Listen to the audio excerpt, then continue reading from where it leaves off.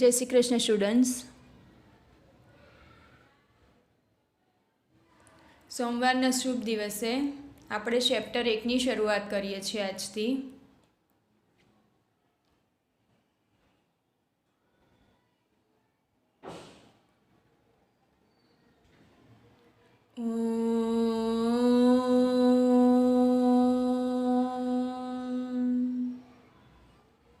ગુરુ બ્રહ્મા ગુરુ વિષ્ણુ ગુરુદેવ મહેશ્વર ગુરુ સાક્ષાત પરબ્રહ્મ તસ્મૈ શ્રી ગુરવે નમઃ.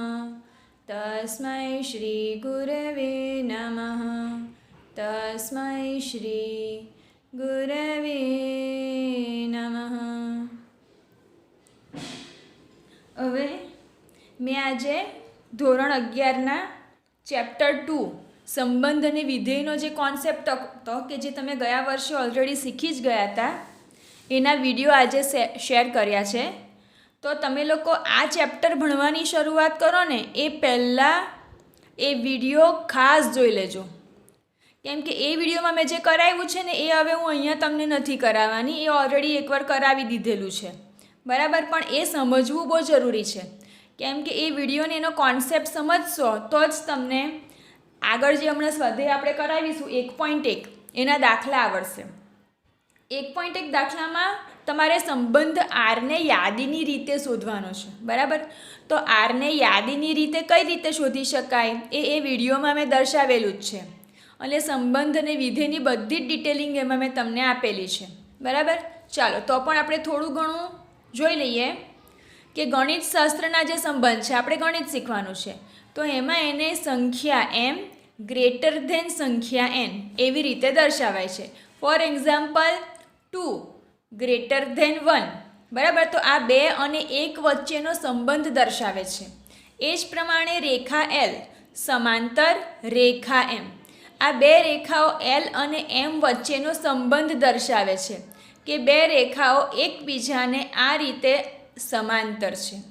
ગણ A ઉપગણ ગણ B, તો આ ગણ A અને ગણ B વચ્ચેનો સંબંધ દર્શાવે છે, એટલે કે એના બધા ઘટક બીના ગણમાં આવેલા છે એવું પણ આના પરથી કહી શકાય. ચાલો હવે બે ગણ વચ્ચે જે કાર્ટેશિયન ગુણાકાર થાય છે એ આપણે જોઈએ. તો બે અરિક્ત ગણ AB માટે જો A નોટ ઇક્વલ ટુ 0 અને B નોટ ઇક્વલ ટુ 0, એટલે કે A અને B A not equal to 5 ને B નોટ ઇક્વલ ટુ 5 આવશે, એટલે કે A અને B એ ખાલી ગણ ના હોય. એનો અર્થ એ થયો કે A અને Bમાં ઓછામાં ઓછા એક ઘટક હોવાના. તો x બિલોંગ્સ ટુ A અને y બિલોંગ્સ ટુ B હોય તો એ બેથી બનતી તમામ ક્રમયુક્ત જોડ x yના ગણને A અને Bનો કાર્ટેશિયન ગુણાકાર A ક્રોસ B કહે છે, બરાબર.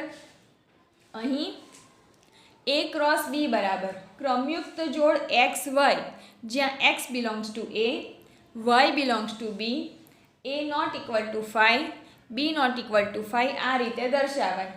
ફોર એક્ઝામ્પલ જો A બરાબર 1 2 હોય અને B બરાબર 3 4 હોય તો એ બેનો કાર્ટેશિય ગુણાકાર પહેલાં એકને 3 સાથે અને એકને 4 સાથે જોડો એટલે બે ક્રમયુક્ત જોડ બનશે. પછી ફરી 2ને 3 સાથે જોડો અને 2ને 4 સાથે જોડો એટલે બીજી બે ક્રમયુક્ત જોડ બનશે. એટલે ઓલ ઓવર આના માટે A ક્રોસ B એના કાર્ટેશિયન ગુણાકાર માટે આપણને કુલ 4 સભ્યો મળે છે. એટલે આ રીતે આપણે કાર્ટેશિય ગુણાકારના દાખલા પણ ગયા વર્ષે શીખી ગયા હતા, બરાબર.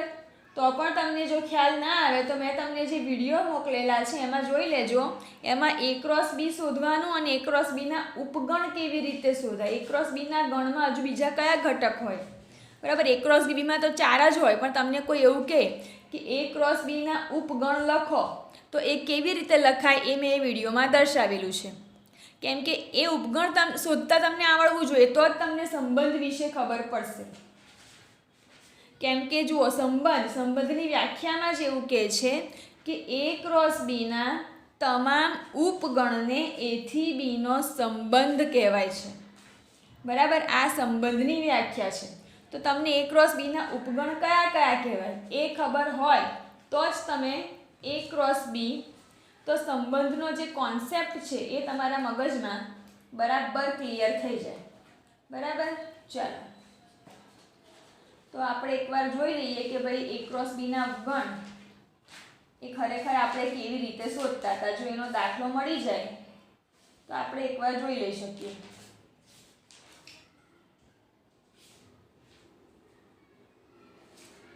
જુઓ, આ એ જ એક્ઝામ્પલ છે. A બરાબર 1 2 અને B બરાબર 3 4, તો A થી Bનો સંબંધ એટલે A ક્રોસ Bના તમામ ઉપગણ. તો એ કેવી રીતે? જો A ક્રોસ Bના ઉપગણ શોધવા માટે 4 ઘટક હોય તો પહેલાં તો ખાલી ગણ પોતે અને એ જે ગણ છે એ પોતે. ત્યાર પછી એક એક ઘટકને તમારે છગડિયા કૌંસમાં મૂકવાના. ત્યાર પછી બબ્બેની જોડી, ત્યાર પછી 3 3ની જોડી, એ રીતે. અને 4ની જોડી તમે લો ત્યારે તો એક આખો ઘટક આ જે છે એ ગણ પોતે પોતે આવી જાય. એટલે આ બધા A ક્રોસ Bના સંબંધ કહેવાય. બરાબર. A ક્રોસ Bના ઉપગણ, તો જે ઉપગણ છે એ જ A થી Bના અલગ અલગ સંબંધ કહેવાય. હવે A થી Bના સંબંધોની જો તમારે સંખ્યા શોધવી હોય કે ભાઈ A થી Bના સંબંધોની સંખ્યા કેવી રીતે શોધાય, તો તમારે જોવું પડે કે ભાઈ નંબર ઓફ એમાં કેટલા ઘટક છે ને નંબર ઓફ બીમાં કેટલા ઘટક છે. અહીંયા એમાં તમને 2 આપેલા છે. બરાબર. આજે આપણે લીધો ઉદાહરણ, અહીંયા એમાં 2 ઘટક છે ને બીમાં 2 ઘટક છે. એટલે અહીંયા નંબર ઓફ A બરાબર 2 થાય, નંબર ઓફ B બરાબર 2 થાય. તો number of A cross B શું થાય? 2 × 2 એટલે કે 4 થશે. પણ A થી Bના કુલ સંબંધોની સંખ્યા કેટલી કહેવાય? 2⁻PQ એટલે કે 2⁴ એટલે કેટલા થાય? 16 સંબંધ થાય. એટલે એમાં 2 ઘટક ને બીમાં 2 ઘટક હોય તો A થી Bના કુલ સંબંધોની સંખ્યા થશે 16. બરાબર. કેમ કે સંબંધોની સંખ્યાનું સૂત્ર જ છે 2⁻PQ. નંબર ઓફ એના ઘટક ઇન્ટુ નંબર ઓફ બીના ઘટક કરીએ એટલે આપણને P × Q મળે. બરાબર. એટલે આ રીતે એને શોધી શકાય છે. 4 = PQ, તો નંબર ઓફ A બરાબર 2, નંબર ઓફ B બરાબર 2. બરાબર. એને આપણે Q લીધેલા છે. ચાલો હવે બીજી એક વસ્તુ તમે સમજી લો કે A થી Bનો જ્યારે આપણે સંબંધ લઈએ ત્યારે આ જે Aના ઘટક છે AB એને પ્રદેશ કહેવાય ને Bના જે ઘટક છે એને વિસ્તાર કહેવાય. બરાબર. એટલે પ્રદેશ બરાબર એનો ઉપગણ અને વિસ્તાર એટલે કે Bનો ઉપગણ. આ બધું તમે યાદ કરી લેજો. બરાબર. એકવાર બંને વિડીયો બરાબર જોઈ લેજો એટલે તમને ખ્યાલ આવશે. ચાલો હવે આ જે ચેપ્ટર છે એમાં સંબંધના પ્રકાર અમુક આપેલા છે એને આપણે સમજી લઈએ. ફોર એક્ઝામ્પલ, રિક્ત સંબંધ. ગણ એના કોઈ પણ ઘટક સાથે કોઈ સંબંધ જ ન ધરાવે તો એને રિક્ત સંબંધ કહેવાય. એટલે કે ફાઈ જે છે એ સબસેટ A ક્રોસ A થશે. બરાબર. A ક્રોસ એનું એક જ ઉપગણ મળશે, ખાલી ગણ. એ સિવાય બીજો કોઈ ઉપગણ તમને મળશે નહીં. ચાલો કઈ રીતે તો જુઓ, એકાદ એક્ઝામ્પલ જોઈ લઈએ કે A બરાબર 1, ક અને B. 1 એ સંખ્યા છે, ક એ ગુજરાતી મૂળાક્ષર છે અને કેપિટલ B એ અંગ્રેજી મૂળાક્ષર છે. અને R તરીકે તમને નિયમ આપેલો છે કે ગણ એથી બનતા શબ્દો. તો ગણ એથી કોઈ પણ શબ્દ નહીં બને, બધા અલગ અલગ છે. એક સંખ્યા છે, ક એ ગુજરાતી મૂળાક્ષર ને B અંગ્રેજી મૂળાક્ષર. એટલે આના પરથી તમે કોઈ શબ્દની રચના કરી શકો નહીં. એટલે આ જે છે એ રિક્ત સંબંધ કહેવાય. કેમ કે ગણ એના કોઈ પણ ઘટકનો એના જ ઘટક સાથે ગણ એના બીજા ઘટક સાથે કોઈ સંબંધ પ્રસ્થાપિત થતો નથી. ચાલો હવે આપણે આગળ જોઈશું સાર્વત્રિક સંબંધ. તો ગણ એનો પ્રત્યેક ઘટક ગણ એના જ પ્રત્યેક ઘટક સાથે સંબંધિત હોય તો એને સાર્વત્રિક સંબંધ કહેવાય. ફોર એક્ઝામ્પલ, વાસ્તવિક સંખ્યાનો ગણ R. બરાબર. ગણ R જો તમે લો તો Rના દરેક ઘટક એકબીજા સાથે સંબંધ ધરાવે છે. ફોર એક્ઝામ્પલ, કોઈ એક સંખ્યાનો બમણા થવાનો ગણ તો તમે 1 લો. બરાબર. 1 તો 1નું બમણું 2 એ તમને Rમાં જ મળી જશે.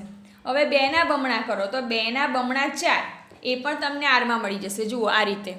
બરાબર. પ્રાકૃતિક સંખ્યા ગણ એને સાર્વત્રિક સંબંધ પણ તમે કહી શકો. 3ના બમણા 6 એ જ પ્રમાણે 4ના બમણા 16 આ બધું તમને Rમાં મળી રહેશે, વાસ્તવિક સંખ્યા ગણ Rમાં. એટલે આ એક્ઝામ્પલ માટે આરને સાર્વત્રિક સંબંધ કહી શકાય કે ભાઈ પ્રાકૃતિક સંખ્યા માટે બમણા થવાનો સંબંધ, બરાબર, પ્રાકૃતિક સંખ્યા એન માટે બમણા થવાનો સંબંધ. ઓકે, તો એને સાર્વત્રિક સંબંધ કહી શકાય.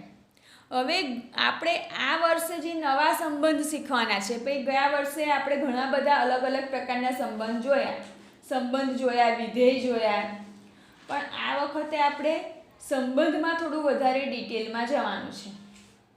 એમાં ચાર પ્રકારના સંબંધ આવશે: સ્વવાચકતાનો સંબંધ, સંમિતતાનો સંબંધ અને પરંપરિતતાનો સંબંધ. આપણે થોડું થોડું કરીને સમજીએ. તો જુઓ, સ્વવાચકતાનો સંબંધ એટલે કે કોઈ એક ઘટક એ બિલોંગ્સ ટુ આર માટે એને એ જ ઘટકનો પોતાની સાથે સંબંધ હોય કે કોઈ એક ઘટકનો પોતાની સાથે સંબંધ પ્રસ્થાપિત થાય, એ બિલોંગ્સ ટુ આર થાય તો સંબંધ આર એ સ્વવાચક કહેવાય. અને તમે એવી રીતે સમજી લો કે કોઈ એક વ્યક્તિ છે. ફોર એક્ઝામ્પલ આપણે નયનને લઈ લઈએ. નયનને કોઈ કહે કે ભાઈ તારો મિત્ર કોણ? બરાબર, નયનનો મિત્ર. આ સંબંધ કે નયનનો કોકની સાથે મિત્રતાનો સંબંધ. તો નયન જે છે ને એ કોઈની સાથે બહુ વધારે વાત નથી કરતો. તો નયન પોતે પોતાનો જ બેસ્ટ ફ્રેન્ડ છે, બરાબર. નયન પોતે જ પોતાનો બેસ્ટ ફ્રેન્ડ છે. અને આ વાત તમારા ટીચર નિમિષા મેડમને પણ લાગુ પડે છે કે મને કોઈ પૂછે કે તમારો બેસ્ટ મિત્ર કોણ, તો હું એવું કહીશ કે મારી આત્મા, બરાબર. આમ પણ દરેક મનુષ્યનો સૌથી બેસ્ટ મિત્ર એ એની પોતાની આત્મા હોય છે. એટલે મારા માટે બેસ્ટ મિત્ર હું પોતે જ છું. એ જ પ્રકારનો સ્વભાવ નયનનો છે કે નયન પોતે પોતાનો જ સૌથી ખાસ ફ્રેન્ડ છે, સૌથી ખાસ મિત્ર છે. એટલે નયનને અને મને, અમને બંનેને સ્વવાચકતાનો સંબંધ લાગુ પડે છે કે મારા માટે જો કોઈ મિત્ર હોય તો સૌથી પહેલાં હું પોતે પોતાની મિત્ર, ત્યાર પછી બાકી બધી જેટલી પણ મારી બહેનપણીઓ છે જે બધી ભરૂચમાં રહે છે એ બધી પણ મારી મિત્ર છે. ચાલો, ત્યાર પછી આવે છે સંમિતતાનો સંબંધ. હવે સ્વવાચકતામાં પોતે જ ઘટક જે છે ને એનો પોતાની જ સાથે સંબંધ જોવાનો છે કે ભાઈ કોઈ એક જ ઘટક લેવાનો ને એનો પોતાની સાથે જ સંબંધ. પણ સંમિતતામાં કોઈ એક ઘટકનો કોઈ બીજા ઘટક સાથે સંબંધ તમારે જોવાનો છે. ફોર એક્ઝામ્પલ, બે ઘટક A B belongs to R તમને આપેલા હોય તો એ અને B belongs to R implies જો બી અને એ બિલોંગ્સ ટુ આર થાય એટલે કે એ અને બી વચ્ચે કોઈ આર સંબંધ હોય તો એ સંબંધ બી અને એ વચ્ચે છે એવું કહી શકાય. ફોર એક્ઝામ્પલ આપણે એવું લઈ લઈએ કે અહીંયા એ બરાબર આપણે લઈ લઈએ નીલ અને બી બરાબર આપણે લઈ લઈએ ઝીલ, બરાબર.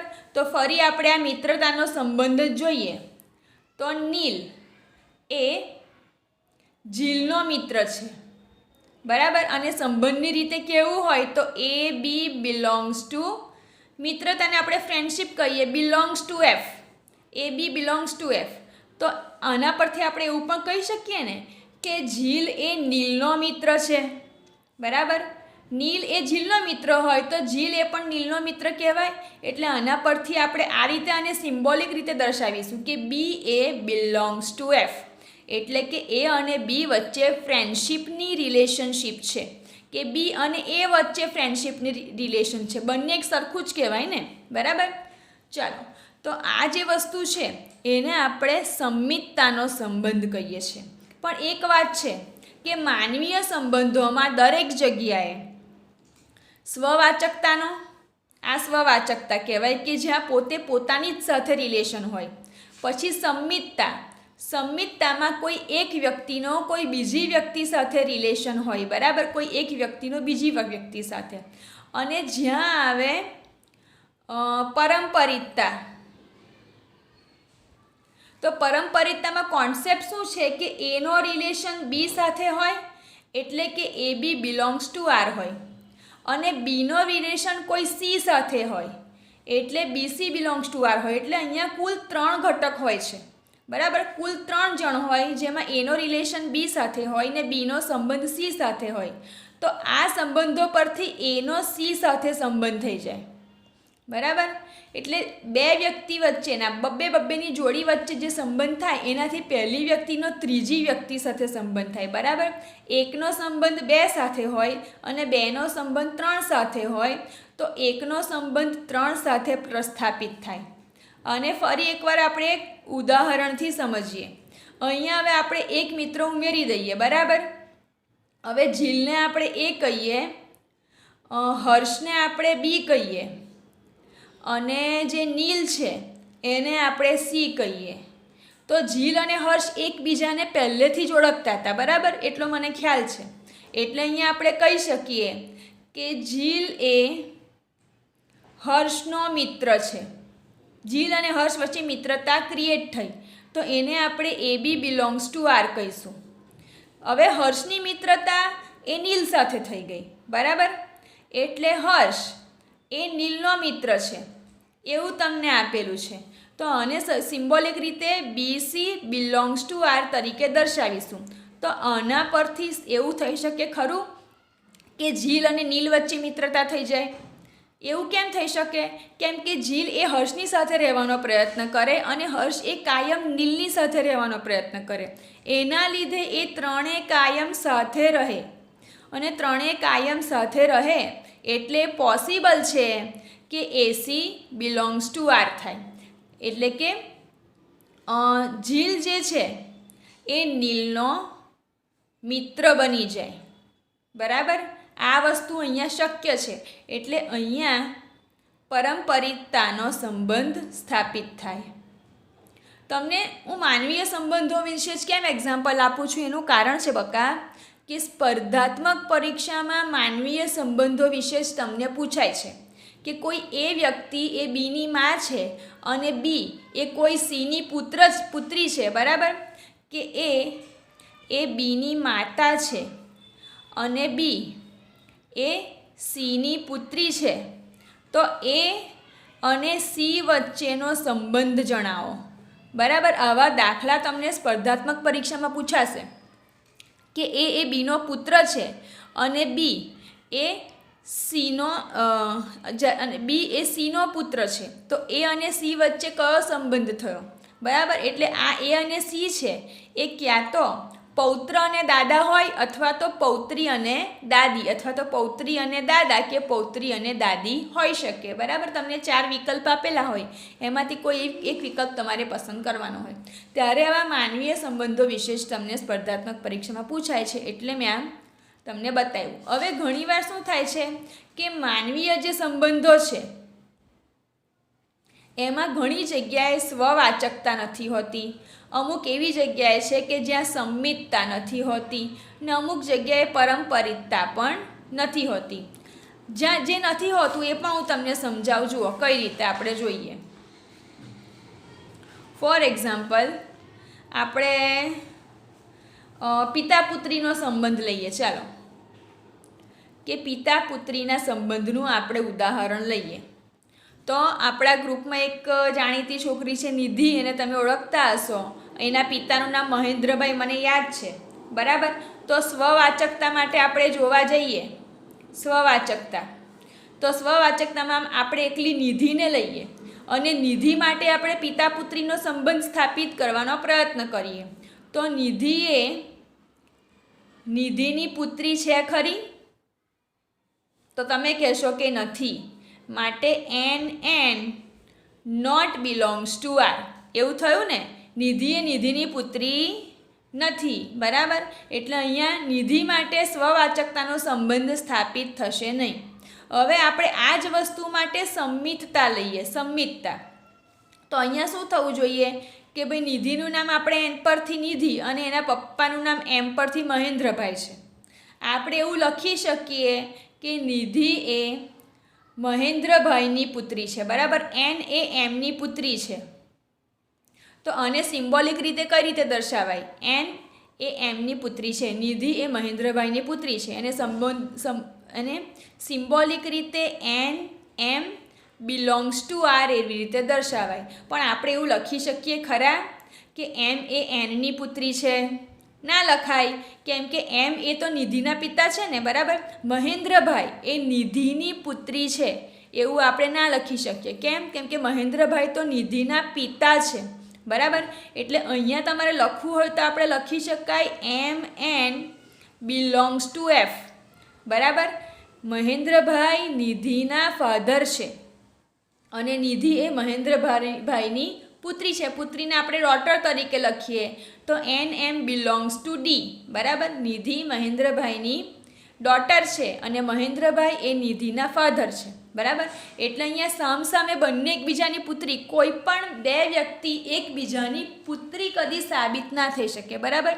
એટલે પિતા પુત્રી કે પિતા પુત્ર કે પુત્રીને માતા કે પુત્રને માતા, એવા જે સંબંધ હોય, ભાઈ બહેનના સંબંધ, પતિ પત્નીનો સંબંધ, એમાં ક્યાંય સંમિતતા આવશે નહીં. ફોર એક્ઝામ્પલ આપણે એવું લઈએ કે આશાબેનનો A અને મહેન્દ્રભાઈનો M, તો એ એમની પત્ની છે એવું આપણે લઈએ. આશાબેન એ મહેન્દ્રભાઈની પત્ની છે, તો આને આપણે AM belongs to W. Ashaben મહેન્દ્રભાઈના વાઇફ છે, પણ તમે એવું કહી શકો ખરા કે મહેન્દ્રભાઈ એ આશાબેનના પત્ની છે? ના કહી શકાય. કેમ કે મહેન્દ્રભાઈ એ તો આશાબેનના પતિ છે, બરાબર. એવો રિલેશન છે. એટલે આ જે અમુક સંબંધો છે એમાં સંમિતતા, મોટાભાગે સંબંધોમાં સંમિતતા સાબિત થતી હોતી નથી. બે ભાઈ હોય ને તો બે ભાઈ વચ્ચેના સંબંધમાં સંમિતતા આવી જાય. ફોર એક્ઝામ્પલ આપણે બે ભાઈ લઈ લઈએ, હેપી અને હેની, બરાબર. હેપી ને હેની બે ભાઈના નામ છે, જોડિયા ભાઈ છે. તો તમે એવું કહી શકો કે હેપી એ હેનીનો ભાઈ છે, તો HH બિલોંગ્સ ટુ B, બરાબર. કાં તો હેનીને આપણે Nથી, ચાલો ને નામ બદલવું પડશે, નેહા. હેપી એ નેહાનો ભાઈ, પણ પછી નેહા છોકરી નહીં લઈ શકાય, બે છોકરા જ લેવા પડે. એટલે અહીંયા મને તો નીલ અને ઝીલ જ યાદ આવે છે, તો આપણે ભાઈ તરીકે લઈ લઈએ. નીલ એ ઝીલનો ભાઈ છે, તો ઝીલ એ નીલનો ભાઈ છે. એટલે બે ભાઈના સંબંધમાં સંમિતતા આવી શકે ઘણીવાર, બરાબર. સંમિતતા સાબિત થાય કે ભાઈ નીલ એ ઝીલનો ભાઈ ને ઝીલ એ નીલનો ભાઈ, સંમિતતા આવી ગઈ એમાં. પણ પછી પરંપરિતતા પણ આવી શકે જો ત્રણ ભાઈ હોય તો, બરાબર. હર્ષ એ નીલનો ભાઈ છે અને નીલ એ ઝીલનો ભાઈ છે, એનો અર્થ એ થયો કે હર્ષ એ ઝીલનો પણ ભાઈ છે. એટલે ભાઈના સંબંધ કે બહેનના સંબંધ, એમાં ઘણીવાર પરંપરિતતા અને સંમિતતા સાબિત થતી હોય છે. પણ તમારે ખરેખર તમારું જનરલ નોલેજ વાપરીને આવા સંબંધોના કૂટ પ્રશ્નો સોલ્વ કરવાના હોય છે, બરાબર. ચાલો હવે આપણે આગળ જોઈશું. હવે તમે સમજી ગયા હશો કે પરંપરિતતા એટલે શું, બરાબર. પરંપરિતતા માટે આપણે હજુ એક, આમ તો મેં તમને ઉદાહરણ સમજાવ્યું પરંપરિતતાનું, કે ખાસ કરીને મિત્રતામાં પરંપરિતતા સારી સાબિત થતી હોય છે, બરાબર. એને મેં આ રીતે કોન્સેપ્ટમાં પણ તમને લખીને આપેલું જ છે કે A બરાબર ઝીલ, B બરાબર હર્ષ ને C બરાબર નીલ. તો ઝીલ એ હર્ષનો મિત્ર અને હર્ષ એ નીલનો મિત્ર થાય, તો ત્રણે સાથે રહે તો ઝીલ અને નીલ વચ્ચે મિત્રતા થાય. એને આપણે પરંપરિતતાનો સંબંધ કહીશું, જે સામાજિક સંબંધોમાં પણ લાગુ પડે છે, બરાબર. ચાલો, એ જ પ્રમાણે મેં એ પણ દર્શાવ્યું છે કે પિતા પુત્રી, પિતા પુત્ર, પતિ પત્ની, ભાઈ બહેન, આ જે સંબંધો છે એમાં ઘણીવાર સ્વવાચ્યતા, પરંપરિતતા કે સંમિતતા લાગુ, ઘણીવાર મેં શબ્દ વાપરેલો છે, બરાબર. ઘણીવાર સ્વવાચકતાનો સંબંધ લાગુ પડતો નથી. ભાઈનો સંબંધ હોય ને તો ઘણીવાર લાગુ પડી શકે, કે બેનનો, બરાબર. કેમ કે સમજી લો કે તમે બે ઘટક લઈ લો, X અને Y. તો X એ Yનો પતિ હોય તો Y પણ Xનો પતિ થાય એ શક્ય નથી. આ પ્રકારના દાખલા પણ તમને આવશે, બરાબર. ચાલો હવે આપણે સ્વાધ્યાય 1.1નો એક દાખલો ફરીવાર આ જ કોન્સેપ્ટને બરાબર સમજવા માટે જોઈ લઈએ, પછી આપણે દાખલા ગણીને સમજીશું, બરાબર. તો સ્વાધ્યાય 1.1 એનો દાખલા નંબર 7 એ આ સ્વવાચકતા, સંમિતતા અને પરંપરિતતાના સંબંધને દર્શાવે છે. એક સંબંધ સમજાવવાનો રહી ગયો, એ છે સામ્ય સંબંધ. કે જો R એ ઉપરના 1, 2, 3 ત્રણેયનું પાલન કરે, એટલે કે R એ સ્વવાચક પણ હોય, સંમિત પણ હોય ને પરંપરિત પણ હોય, સાબિત થાય તો જ અને માત્ર તો જ આર એ સામ્ય સંબંધ કહેવાય. બરાબર, એટલે સામ્ય સાબિત કરવું હોય તો તમારે આપેલા સંબંધ આરને સ્વવાચક, સંમિત અને પરંપરિત સાબિત કરવું જ પડે. બરાબર, ચાલો કોન્સેપ્ટ બરાબર સમજશો તો દાખલા કરવાની મજા આવશે. સ્વાધ્યાય 1.1નો એક દાખલો આપણે લઈ લઈએ.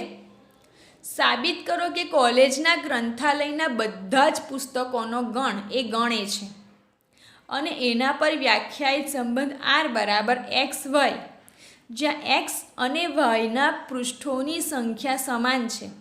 તો આપણે સાબિત કરવાનું છે. શું સાબિત કરવાનું છે? કે એ સામ્ય સંબંધ છે. આ જે આર છે, આર એ સામ્ય સંબંધ છે, આપણે સાબિત કરવાનું છે. તો જે આપેલું છે એ આપણે પહેલાં લખી લઈએ.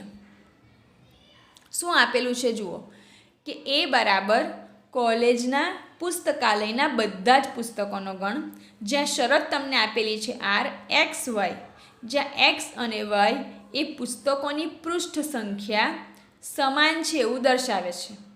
તો ચાલો સૌથી પહેલાં તો સ્વવાચકતા સાબિત કરવા માટે આપણે કોઈ એક જ પુસ્તક લઈએ અને એ પુસ્તકના પૃષ્ઠોની સંખ્યા વિશે વાત કરીએ. તો કોઈ એક જ પુસ્તક લઈએ ને આપણે, તો એક્સ અને એક્સ એક જ પુસ્તક છે, તો એક્સ અને એક્સ પુસ્તકોની પૃષ્ઠ સંખ્યા સમાન થવાની. અહીંયા વાયની જગ્યા પર એક્સ લખો તો એક્સ અને એક્સ એકના એક પુસ્તકોની પૃષ્ઠ સંખ્યા તો સમાન જ થવાની જો તમે એક જ પુસ્તક લો તો. માટે x belongs to A implies x belongs to R અહીંયા સાબિત થાય છે. બરાબર, એટલે આર એ સ્વવાચક સંબંધ છે. ચાલો એ જ પ્રમાણે આપણે જોઈશું કે x Y belongs to R તમને આપેલું હોય, તમારી પાસે સમજી લો કે બે પુસ્તક છે એક્સ અને વાય, તો એક્સ અને વાયની પૃષ્ઠ સંખ્યા સમાન છે. તો શરતમાં તમને આપેલું છે બે પુસ્તક લો તો એ બંને પુસ્તકની પૃષ્ઠ સંખ્યા સમાન છે, શરત હોવી જોઈએ. તો આના પરથી તમે એવું તો લખી જ શકો ને કે વાય અને એક્સની પૃષ્ઠ સંખ્યા સમાન છે. એક્સ અને વાયની સમાન હોય તો વાય અને એક્સની સમાન આપણે લખી શકીએ. માટે કહી શકાય કે y x belongs to R પણ થાય છે. એટલે જો x Y belongs to R હોય તો આ નિયમ માટે y x belongs to R થાય છે. માટે આર એ સંમિત સંબંધ છે. બે પુસ્તક માટે આ વાત લાગુ પડી શકે કે જેટલા એક્સના પાનાની સંખ્યા અને વાયના પાનાની સંખ્યા સમાન છે. એક્સ અને વાયના જે પૃષ્ઠ સંખ્યા એટલે કે એમાં જેટલા પાના હોય એની સંખ્યા, તો વાય અને એક્સના પાનાની સંખ્યા સમાન એવું આપણે કહી શકીએ. ચાલો હવે સમજી લો કે તમને 3 પુસ્તક આપેલા છે એક્સ, વાય અને ઝેડ. તમને આપી દીધેલું છે કે x Y belongs to R છે અને y Z belongs to R છે. એટલે કે તમને આપેલું છે કે એક્સ અને વાયની પૃષ્ઠ સંખ્યા સમાન છે, સાથે સાથે તમને એવું પણ આપેલું છે કે વાય અને ઝેડની પૃષ્ઠ સંખ્યા સમાન છે. આ તમને આપેલ છે. તો આના પરથી તમે કહી શકો ને કે એક્સ જેટલા વાયના છે, બરાબર, એક્સ જેટલા પત્તા વાયના છે તો વાય જેટલા પત્તા ઝેડના છે. તો આના પરથી લખી શકાય કે એક્સ અને ઝેડના પૃષ્ઠ સંખ્યા પણ સમાન થાય. કહી શકાય કેમ કે જેટલા પાના એક્સમાં છે એટલા જ વાયમાં છે અને જેટલા પાના વાયમાં છે એટલા જ ઝેડમાં છે. બરાબર, એક્સ અને વાયના પાના સમાન છે, વાય અને ઝેડના પાના સમાન છે. માટે કહી શકાય કે એક્સ અને ઝેડમાં જે પાનાની સંખ્યા છે કે જે પૃષ્ઠ સંખ્યા છે એ પણ સમાન છે. માટે X Y belongs to R ને Y Z belongs to R હોય તો આ નિયમ પરથી કે એક્સ અને વાયના પૃષ્ઠ સંખ્યા સમાન આપણે લખી શકીએ કે એક્સ અને ઝેડની પણ પૃષ્ઠ સંખ્યા સમાન થશે. માટે અહીં x Y belongs to R, y Z belongs to R implies x z belongs to R થાય તો આર એ પરંપરિત સંબંધ છે એવું સાબિત થાય છે. કેમ કે આ બે વસ્તુ આપેલી જ છે, એના પરથી આપણે x z belongs to R કહી શકીએ છીએ. આ નિયમ પ્રમાણે દરેક જગ્યાએ આ વાત લાગુ પડતી નથી. ચાલો તો આમ આર એ સ્વવાચક, સંમિત અને પરંપરિત સંબંધ છે. માટે કહી શકાય કે આર એ સામ્ય સંબંધ છે. ચાલો તો બાકીનું આપણે પછીના વિડીયોમાં જોઈશું. ઓકે.